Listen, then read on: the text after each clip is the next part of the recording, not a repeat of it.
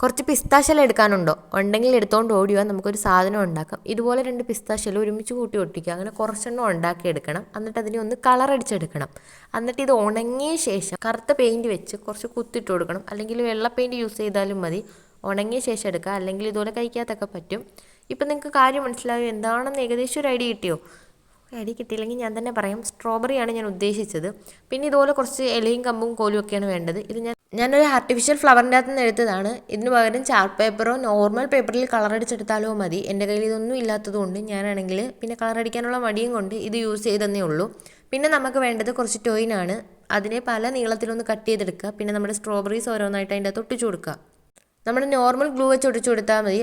അല്ലെങ്കിൽ glue gun use ചെയ്താലും മതി. എനിക്കാണെങ്കിൽ ഇച്ചിരി വട്ട് കയറിയിട്ട് ഞാൻ നമ്മുടെ ഫ്ലെക്സ് ക്യൂക്ക് വെച്ചൊന്ന് ഒട്ടിച്ചു കൊടുത്ത് കൈയെല്ലാം കൂടെ ഒട്ടിപ്പിടിച്ച് പിന്നെ ഇതെല്ലാം കൂടെ വലിച്ചെടുക്കാൻ പറ്റ പാടേ.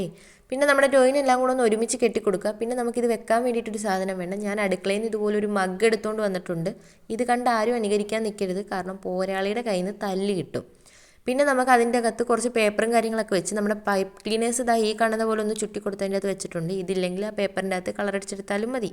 ഇനിയിപ്പോൾ ഇതുപോലെ നമ്മുടെ കമ്പും കോലുമൊക്കെ ഒന്ന് അറേഞ്ച് ചെയ്ത് വെച്ച് കൊടുക്കുന്നുണ്ട്. പിന്നെ നമ്മുടെ സ്ട്രോബെറീസും കൂടെ അതിൻ്റെ മണ്ടയ്ക്കൊന്ന് വെച്ച് കൊടുത്തു കഴിഞ്ഞാൽ സംഭവം സെറ്റായി. ഇനിയിപ്പം ഇതാണോ സ്ട്രോബെറീസ് എന്ന് ചോദിച്ചുകൊണ്ട് ആരും വരരുത്. കാലാവസ്ഥാ വ്യതിയാനം മൂലം ശോഷിച്ചു പോയ സ്ട്രോബെറീസാണ്.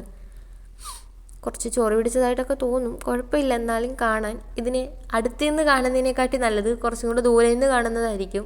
എനിക്കങ്ങനെ തോന്നിയായിരുന്നു. ആരും അതുകൊണ്ട് സൂമൊന്നും ചെയ്ത് നോക്കണ്ട. അപ്പം വീഡിയോ ഇഷ്ടപ്പെട്ട് കഴിഞ്ഞാൽ ഒരു ലൈക്കൊക്കെ ചെയ്ത് സപ്പോർട്ട് ചെയ്യത്തില്ലേ?